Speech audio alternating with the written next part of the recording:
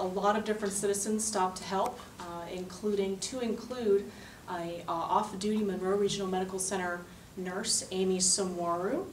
And so she stopped to help and was doing trying to do CPR on this individual.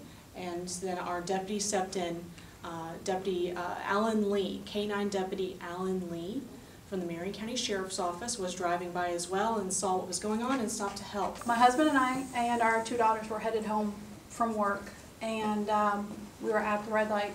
And I looked over to the lane next to us, and there appeared to have been like a car accident. It was a gentleman from a vehicle behind talking to what looked like another gentleman in front of him.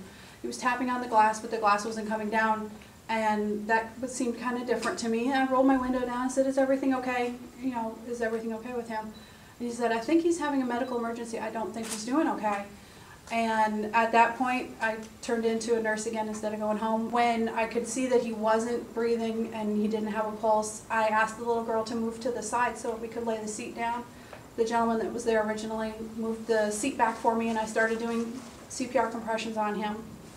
And the whole time I'm like, this is not a really good situation. I shouldn't be in a car doing CPR, but I did the best I could. But his positioning wasn't good enough for rescue breathing, so we just continued with compressions. And no sirens. I heard those sirens. I was, oh, we're saved. We got somebody else that's going to help us. We got some life-saving equipment here. As I hit the intersection and I was turning right, I noticed Amy, I didn't know at the time, but someone giving CPR to the driver in the car, and there was nobody else around, so other than a couple of bystanders. So at that point I felt like I needed to help and wanted to help, and so I pulled up behind them, turned my emergency equipment on so I can protect the cars themselves so nobody can rear end anybody, and got out and asked if anybody needed any help. And at that point, that's when Amy said, "Look, we need to get him out of the car and we need to start doing CPR." We got him on the ground on a flat surface and was able to start administering CPR at that point forward.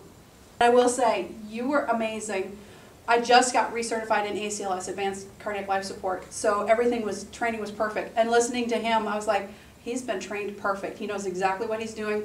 I didn't have any worries that I had an excellent partner with me.